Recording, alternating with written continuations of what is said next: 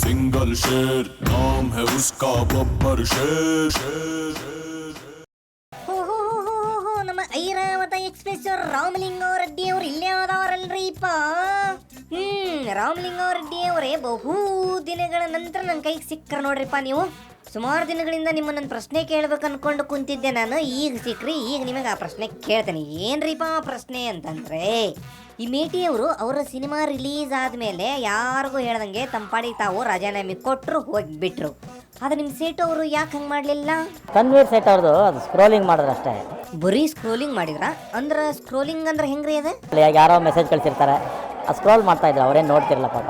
ಓಹೋ, ಬಂದಿರೋ ಮೆಸೇಜ್ಗಳನ್ನ ಬರೀ ಸ್ಕ್ರೋಲ್ ಮಾಡಿದ್ರು, ಅದನ್ನ ಬಿಟ್ರೆ ಅವರು ಏನು ನೋಡ್ಲಿಲ್ಲ, ಏನು ಮಾಡ್ಲಿಲ್ಲ ಅಂತ ಹೇಳ್ತಾರೆ. ಹಿಂಗಾಗಿ ಸೇಟ್ ಅವ್ರದ್ದು ಏನು ತಪ್ಪಿಲ್ಲ, ಅದರಲ್ಲಿ ಏನು ಪಾಪ ಅವ್ರದ್ದೇನು ತಪ್ಪಲ್ಲ. ಓಹೋ, ಬಂದಿರೋ ಮೆಸೇಜ್ಗಳನ್ನ ಬರೀ ಸ್ಕ್ರೋಲ್ ಮಾಡಿದ್ರು, ಅದನ್ನ ಬಿಟ್ರೆ ಅವ್ರು ಏನು ನೋಡ್ಲಿಲ್ಲ, ಅವ್ರೇನು ಮಾಡ್ಲಿಲ್ಲ, ಹಿಂಗಾಗಿ ಅವ್ರದ್ದೇನು ತಪ್ಪಿಲ್ಲ ಅಂತೀರಿ. ಓಕೆ, ಸೇಟು ಅವ್ರದ್ದು ಯಾವ ತಪ್ಪಿಲ್ಲ ಅಂತ ಹೇಳ್ತೀರಿ ಅಂತಂದ್ರೆ, ಹಂಗಿದ್ರೆ ಮತ್ತೆ ಮೇಟಿ ಅವ್ರದಾರ ತಪ್ಪಿತ್ತೋ ಇಲ್ರಿಪ್ಪ, ಅದನ್ನಾರು ಒಪ್ಕೋತಿರೋ ಇಲ್ಲೋ, ಅದಕ್ಕೊಂದು ಏನಾರು ಸಮರ್ಥನೆ ಕೊಡ್ತಿರೋ? ಇದು ಮೇಟಿ ಅವ್ರದ್ದು ಈ ಘಟನೆ ನಿಜಾನೋ ಅಲ್ವಾ ಅದು ಸಿಒಡಿ ತನಿಖೆಯಿಂದ ಆಚೆ ಬರುತ್ತೆ. ಹೋಗೋ ನಿನ್ನ ಮಂಜಾಳಾಗ್ಲಿ. ಅಲ್ರಿಪ್ಪ, ಮೇಟಿ ಅವ್ರ ಸಿನಿಮಾ ಡೆಲ್ಲಿಯಲ್ಲಿ ರಿಲೀಸ್ ಆಗಿ ಸಿಕ್ಕಾಬಟ್ಟಿ ಸ್ಪೀಡಲ್ಲಿ ಓಡ್ ಹೋಯ್ತು ಆ ಸಿನಿಮಾ. ಆದ್ರೂ ನೀವು ಹಿಂಗೆಲ್ಲ ಮಾತಾಡ್ತಿರಲ್ರಿಪ್ಪ, ಇನ್ನು ಯಾಕ್ರಿಪ್ಪ? ಮೇಟಿ ಅವರು ಕೂಡ ಇದು ಫ್ಯಾಬ್ರಿಕೇಟ್ ಮಾಡಿದ್ದಾರೆ ಅಂತ ಹೇಳಿದ್ದಾರೆ. ಅಯ್ಯೋ ಪಾಪ. ಫ್ಯಾಬ್ರಿಕೇಟ್ ಅಂದ್ರೆ ಮೇಟಿ ಅವರ ಸಿನಿಮಾ ಅದು ಒರಿಜಿನಲ್ ಅಲ್ಲ, ಅದು ಗ್ರಾಫಿಕ್ಸ್ ಅನ್ನ ಬಳಸಿ ಮಾಡಿರೋದು ಅಂತಂತೀರನ್ರಿಪ್ಪ. ಅಲ್ರಿಪ್ಪ, ನೀವು ಹೇಳಿದ ಈ ಟೆಕ್ನಾಲಜಿ ಮಾತಿಗೆ ಒಂದು ಬೆಸ್ಟ್ ಎಕ್ಸಾಂಪಲ್ ಕೊಡ್ತೀರನ್ರಿಪ್ಪ ಯಾವ್ದಾರ? ಈಗ ಮೊನ್ನೆ ಒಂದು ಸಿನಿಮಾ ಬಂದಿತ್ತಲ್ಲ, ಯಾವ್ದು ತೆಲುಗು ಸಿನಿಮಾ. ಏನಿತ್ರಿ ಆ ಸಿನಿಮಾದಾಗ? ಅದ್ರಲ್ಲಿ ನೋಡಿದ್ರೆ ಯಾವ ರೀತಿ ಎಲ್ಲ ಇದು ಮಾಡ್ತಾರೆ. ಅಲ್ಲ, ಇವರ ತೆಲುಗು ಸಿನಿಮಾದಾಗೂ ಇಂಥ ಸೀನ್ ಐತನ್ರಿಪ್ಪ. ಯಾವ್ದ್ರಿಪ್ಪ ಅದು ಸಿನಿಮಾ? ಬಾಹುಬಲಿ. ಅಲೇ ನಿಮ್ಮ ಮಾತೇನಾದ್ರು ರಾಜಮೌಳಿ ಅವ್ರು ಕೇಳಿಸ್ಕೊಂಡ್ರು ಅಂತಂದ್ರೆ ಬಾಹುಬಲಿ 2 ಸಿನಿಮಾ ಶೂಟಿಂಗ್ ಮಾಡಿದ್ರೆ ಸ್ಟಾಪ್ ಮಾಡಿಬಿಡ್ತಾರೆ. ಪ್ರವಾಸ ಅವ್ರು ಏನಾದ್ರು ಕೇಳಿಸ್ಕೊಂಡ್ರು ಅಂದ್ರೆ ಯಾರ ಹಗ್ಗ ಹಾಕೊಡ್ರೋ ನೇಣ್ ಹಾಕೊಂಡು ಹೋಗ್ಬಿಡ್ತಾನೆ ಅಂತಾರೆ ನೋಡ್ರಿ. ಬಾಹುಬಲಿನಲ್ಲಿ ಯಾವ ರೀತಿ ಸಿನಿಮಾದಲ್ಲೆಲ್ಲ ಅಲ್ರಿ, ಇದೆಲ್ಲ ಹೋಗ್ಲಿ, ಅದು ನೀವು ಈಗೇನೋ ಹೇಳಿದ್ರಲ್ಲ, ಇದು ಫ್ಯಾಬ್ರಿಕೇಶನ್ ಮಾಡಿರೋ ಸಿನಿಮಾ ಇರ್ಬೋದು ಅಂತಂದು ಹೇಳಿ. ಮೋಸ್ಟ್ಲಿ ಮೇಟಿ ಅವರ ಸಿನಿಮಾ ಫ್ಯಾಬ್ರಿಕೇಶನ್ ಮಾಡಕ್ಕೆ ಅಂದ್ರೆ ಗ್ರಾಫಿಕ್ಸ್ ಬಳಸಕ್ಕೆ ಬಾಹುಬಲಿ ಸಿನಿಮಾ ಕೆಲಸ ಮಾಡಿದವರು ಬಂದಿದ್ರಂತ ಅನ್ಸುತ್ತರಪ್ಪ. ನಿಜಾನೂ ಇರ್ಬೋದು, ತನಿಖೆ ಆದ್ಮೇಲೆ ಗೊತ್ತಾಗುತ್ತೆ. ಹಂಗ ಈ ತನಿಖೆ ಮಾಡುವಾಗ ಅದನ್ನೂ ಒಂದು ಕಂಡಿಡ್ಯಾಕೆ ಹೇಳ್ಬಿಡ್ರಿಪ್ಪ, ಯಾರು ಬಂದಿದ್ರು ಅಂತ. ಹೋ ನಮ್ಮ CM ಸಾಹೇಬ್ರು.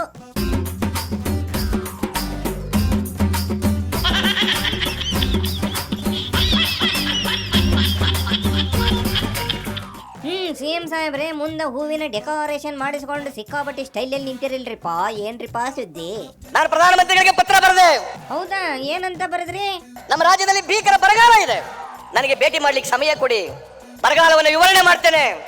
ನನಗೆ ಇವತ್ತಿನವರೆಗೆ ಪತ್ರ ಬರೆದ್ರು ಕೂಡ, ದೂರವಾಣಿ ಮೂಲಕ ಮನವಿ ಮಾಡಿದ್ರು ಕೂಡ ನನಗೆ ಭೇಟಿ ಮಾಡ್ಲಿಕ್ಕೆ ಅವಕಾಶ ಕೊಡ್ಲಿಲ್ಲ.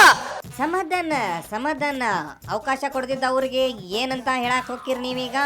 ನಮ್ಮ ಫೆಡರಲ್ ಸ್ಟ್ರಕ್ಚರ್ಗೆ ವಿರುದ್ಧವಾದಂತ, ಪ್ರಜಾಪ್ರಭುತ್ವಕ್ಕೆ ವಿರುದ್ಧವಾದಂತ ಧೋರಣೆ, ಇದನ್ನ ನಾನು ಖಂಡಿಸ್ತೇನೆ. ಹಲ್ಲೋ ಬಾ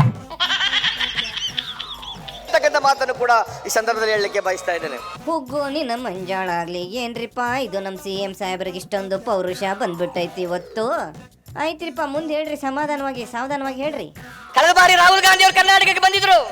ಯಾವ ರೈತರು ಆತ್ಮಹತ್ಯೆ ಮಾಡ್ಕೊಳ್ತಾರೆ, ಆ ರೈತರಿಗೆ ಸಾಂತ್ವನ ಹೇಳಲಿಕ್ಕೋಸ್ಕರ ಬಂದಿದ್ರು. ಅದ್ರ ಜೊತೆ ಇನ್ನು ಏನೇನು ಹೇಳಿದ್ರಿ ಅವರು? ನನಗೆ ಕೆಲವು ಸೂಚನೆಗಳನ್ನ ಕೊಟ್ಟಿದ್ರು. ರೈತರು ಆಕಸ್ಮಿಕವಾಗಿ ಆತ್ಮಹತ್ಯೆ ಮಾಡ್ಕೊಂಡ್ರೆ ಅವ್ರಿಗೆ ನೀವೇನು 2 ಲಕ್ಷ ಕೊಡ್ತಾ ಇದ್ರಿ, 5 ಲಕ್ಷ ಕೊಡಿ ಅಂತಂದ್ರು. ಸತ್ತವರ ಮಡದಿ ಅವರಿಗೆ 2 ಲಕ್ಷ ರೂಪಾಯಿ ಮಾಸಾಸನ ಕೊಡಿ ಅಂದ್ರು. ಅವ್ರ ಮಕ್ಕಳ ವಿದ್ಯಾಭ್ಯಾಸ, ಆರೋಗ್ಯ ರಕ್ಷಣೆ ಎಲ್ಲನೂ ಕೂಡ ಮಾಡಬೇಕು ಅಂತ ಅವೆಲ್ಲ ತೀರ್ಮಾನಗಳನ್ನ ಮಾಡಿದೆ ನಾನು. ಅಯ್ಯೋ ರಾಹುಲ್ ಗಾಂಧೀಜಿ ಅವರೇ, ಹಂಗಿದ್ರೆ ಈಗ ನೀವು ರೈತರ ಸಾಲ ಎಲ್ಲ ಮನ್ನಾ ಮಾಡಿಬಿಡ್ರಿ ಅಂತ ಹೇಳಿ ಹೊರಟು ಬಿಡ್ರಿಪ್ಪ, ಒಳ್ಳೇದಾಕತಿ ನಮ್ಮ ರೈತರಿಗೆಲ್ಲ. CM ಸಾಹೇಬ್ರೆ, ಒಂದ್ ವೇಳೆ ರೈತರ ಸಾಲ ಮನ್ನಾ ಮಾಡ್ರಿ ಅಂತ ಅವರು ಹೇಳಿದ್ರೆ ನೀವು ಮಾಡಿಬಿಡ್ತೀರೇನ್ರಿಪ್ಪ? ಇಲ್ಲಿ ಬಿಜೆಪಿ ಅವರು. ಯಾರ್ರಿ ಅವರು? ಯಡಿಯೂರಪ್ಪ. ಹಂಗೆ ವಾಲ್ಯೂಮ್ ರೇಜ್. ಜಗದೀಶ್ ಶೆಟ್ಟರ್. ವಾಲ್ಯೂಮ್ ರೇಜ್. ಅನಂತ್ ಕುಮಾರ್. ರೇಜ್. ಸದಾನಂದ ಗೌಡ. ಇವರೆಲ್ಲರೂ ಏನ್ ಮಾಡಿದ್ರಿ ಇವರೆಲ್ಲ? ಸಾಲ ಮನ್ನಾ ಮಾಡಿ. ವಾಲ್ಯೂಮ್ ರೇಜ್. ಸಾಲ ಮನ್ನಾ ಮಾಡಿ. ವಾಲ್ಯೂಮ್ ರೇಜ್. ಸಾಲ ಮನ್ನಾ ಮಾಡಿ. ನೀವು ಅವರೆಲ್ಲ ಹೇಳಿದ್ರೆ ಯಾಕೆ ಮಾಡಕ್ ಹೋಗ್ತೀರಿ? ನಿಮಗೆ ರಾಹುಲ್ ಗಾಂಧಿ ಅವ್ರು ಹೇಳಿದ್ರೆ ಅಷ್ಟೇ ನೀವು ಸಾಲ ಮನ್ನಾ ಮಾಡ್ರಿ. ಆಯ್ತಪ್ಪ, ಮುಂದೆ ಹೇಳ್ರಿ. ನಾನು ಕೇಳ್ತೇನೆ ಅವರಿಗೆ, ಯಡಿಯೂರಪ್ಪನವರೇ, ಸದಾನಂದ ಗೌಡ್ರೆ, ಅನಂತ್ ಕುಮಾರ್ ಅವರೇ, ಜಗದೀಶ್ ಶೆಟ್ಟರೆ, ಈಶ್ವರಪ್ಪನವರೇ, ನಿಮ್ಮ ಪ್ರಧಾನಮಂತ್ರಿಗಳಿಗೆ ಹೇಳಿ ಇವತ್ತು ರಾಷ್ಟ್ರೀಕೃತ ಬ್ಯಾಂಕ್ಗಳ ಸಾಲವನ್ನ ಅರ್ಧ ಮನ್ನಾ ಮಾಡಿದ್ರೆ ನಾನು ಕೂಡ ಅರ್ಧ ಮನ್ನಾ ಮಾಡ್ಲಿಕ್ಕೆ ತಯಾರಿದ್ದೇನೆ ಅಂತಕ್ಕಂಥ ಮಾತನ್ನ ಹೇಳಲಿಕ್ಕೆ ಬಯಸ್ತಾ ಇದ್ದೇನೆ. ಮತ್ತೆ ಆಗ್ತಡ ಒಂದ್ಸಾರಿ ಹೊಡೀರಿ ಹಲಗಿ.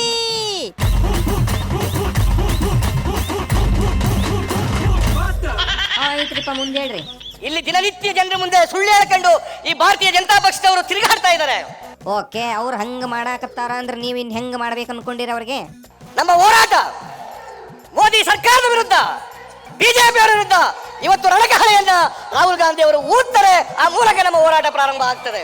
ಹೌದನ್ರಿಪ್ಪ, ಹಂಗಿದ್ರೆ ಒಂದ್ ನಿಮಿಷ ಹಂಗ ನಿಂತ್ಕೊಡ್ರಿ. ರಾಹುಲ್ ಜಿ ಜೋರಾಗಿ ಒಂದ್ಸರಿ ರಣಕಹಳೆ ಓದಿ ಬಿಡ್ರಿಪ್ಪ, ಉದ್ಘಾಟನೆ ಆಗ್ಬಿಡ್ಲಿ.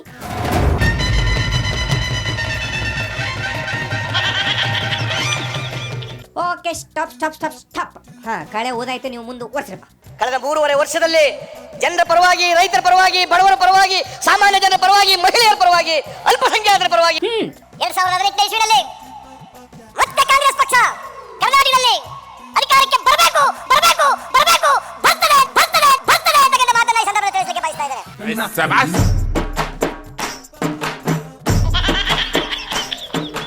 ಓಕೆ ರೀಪಾ, ಓಕೆ ಓಕೆ ಸಿ ಎಂ ಸಾಹೇಬ್ರೆ. ರಾಹುಲ್ ಜಿ ಅಪ್ ಬೋಲೋ ಜಿ. ತಟ್ಟು ಚಪಾಳೆ ಪುಟ್ಟ ಮಗು ಅಲ್ಲಿ ನೋಡು ಇಲ್ಲಿ ನೋಡು ಬಂದ ಬಂದ ಬಂದ ಬಂದ ಬಂದ ಬಂದ ಬಂದ ಬಂದ.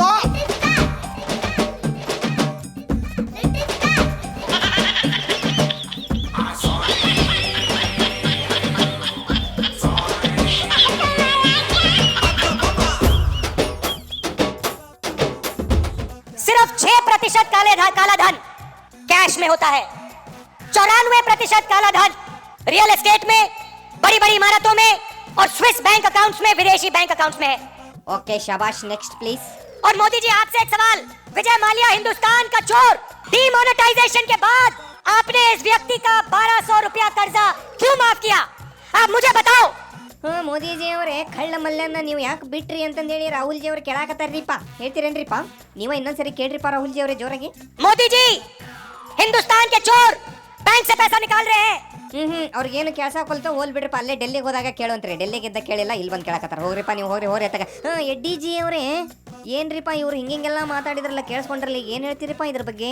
ಈ ಮೂರ್ಖರು ಮೂರ್ಖರ? ಯಾರ್ರಿಪ್ಪ ಅವರು ಮೂರ್ಖರು? ಯಾರು? ಕಾಂಗ್ರೆಸ್ನವರು ಈ ದೇಶವನ್ನ ಈ ದುಸ್ಥಿತಿಗೆ ತಂದ್ರು. ಇವರು ಮನೆ ಬಂದಂತೆ ಮಾತನಾಡ್ತಾ ಇವತ್ತು ಹಗುರವಾಗಿ ಮಾತನಾಡುವ ಪ್ರಯತ್ನವನ್ನ, ಅದರಲ್ಲೂ ರಾಹುಲ್ ಗಾಂಧಿ ಅವರು ಸಿಕ್ಕಾಬಟ್ಟಿ ಅಂದ್ರೆ ಸಿಕ್ಕಾಬಟ್ಟಿ ಮಾತಾಡ್ಬಿಟ್ರಿ. ಇನ್ನು ನೆನ್ನೆ ಮನೆ ಕಂಡುಬಿಡ್ತಿರುವಂತ ಬಚ್ಚ Rahul Gandhi sir.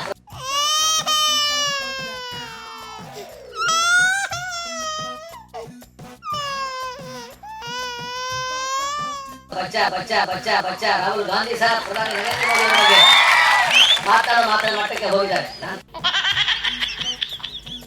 Okay, next ಹೇಳ್ರಿಪ್ಪ. ನನ್ನ ಮುಖ್ಯಮಂತ್ರಿ ನಾನು ಒತ್ತಾಯ ಮಾಡಿದ್ದೇನೆ. ಏನ್ ಮಾಡಿದ್ರಿ?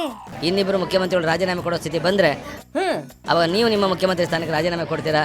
ಏನಂದ್ರ ಅವರು? ಇದಕ್ಕೆ ಉತ್ತರ ಕೊಡಿ ನಾನು ಕೇಳಿದ್ದೇನೆ, ಇದುವರೆಗೂ ಉತ್ತರ, ಸ್ಪಷ್ಟವಾದ ಉತ್ತರ ಬಂದಿಲ್ಲ. ಸೇಮ್ ಸಾಹೇಬ್ರೆ, ಕೊಡ್ರಿಪ್ಪ ಇದಕ್ಕೆ ಉತ್ತರನ. ಯಡಿಯೂರಪ್ಪಗೆ ಶಾಸ್ತ್ರ ಗೊತ್ತಾ? ಅದು ನಂಗೆ ಗೊತ್ತಿಲ್ರಿಪ್ಪ, ನೀವ್ ಹೇಳ್ಬೇಕು ಅದನ್ನ. ಇದು ಏನಾಗ್ಬಿಟ್ಟಿದೆ ಬಹಳ ವಿಪರ್ಯಾಸ ಅಂತಂದ್ರೆ, ಯಾರಿಗೆ ನೈತಿಕತೆನೇ ಇಲ್ಲೋ ಅವ್ರು ಇವೆಲ್ಲ ಮಾತಾಡಕ್ಕೆ ಶುರು ಮಾಡ್ಬಿಟ್ಟಿದ್ದಾರೆ. ನಮ್ಗೆ ಅದೇ ಆಶ್ಚರ್ಯ ಆಯ್ತಾ ಇರೋದು. ಓಹೋ, ಅಂದ್ರೆ ಇದ್ರ ಅರ್ಥ ಏನ್ರಿಪ್ಪ? ಮಾಡಬಾರ್ದನ್ನೆಲ್ಲ ಮಾಡಿರೋರು ಇದ್ರ ಬಗ್ಗೆ ಅಂತವ್ರ ಬಗ್ಗೆ ಮಾತಾಡೋದು. ಏನು ಹೇಳೋದು ಈಗ? ಆಯ್ತು ಬಿಡ್ರಪ್ಪ, ಇದ್ರ ಬಗ್ಗೆ ನೀವು ಜಾಸ್ತಿ ಏನು ಹೇಳಕ್ ಹೋಗ್ಬೇಡ್ರಿ. ಈಗ ನಮ್ಮ ಡಿ ಕೆ ಶಿ ಅವ್ರನ್ನ ಕೇಳ್ತೀನಿ ಇದ್ರ ಬಗ್ಗೆ, ಅವ್ರು ಕರೆಕ್ಟ್ ಹೇಳ್ತಾರೆ. ಡಿ ಕೆ ಶಿ ಅವರೇ, ಅಲ್ಲ, ಯಡಿಯೂರಪ್ಪನವರು ಭಾಳ ಅನುಭವ ಇದೆ.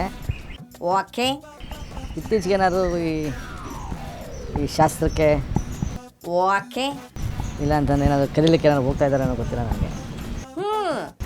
ಯಾಕಂದರೆ ಟ್ರೈನಿಂಗಲ್ಲಿ ಏನೋ ಒಂದು ಲೆಕ್ಕಾಚಾರ ಹಾಕ್ಕೊಂಡು ಜ್ಯೋತಿಷ ಹೇಳೋಕ್ಕೆ ಕಲಿಯೋಕ್ಕೆ ಪ್ರಯತ್ನ ಮಾಡ್ತಾ ಇದ್ದಾರೆ, ನನಗಂತೂ ಗೊತ್ತಿಲ್ಲ. ಯಾಕೆಂದರೆ ಮೋಸ್ಟ್ಲಿ ನಮ್ಮ ಸಂಖ್ಯಾಶಾಸ್ತ್ರ ಆರ್ಯವರ್ಧನ್ ಅವ್ರ ಹತ್ರ ಏನಾದರೂ ಹೋಗಿ ಬಂದ್ರು ಅಂತ ಇವರು.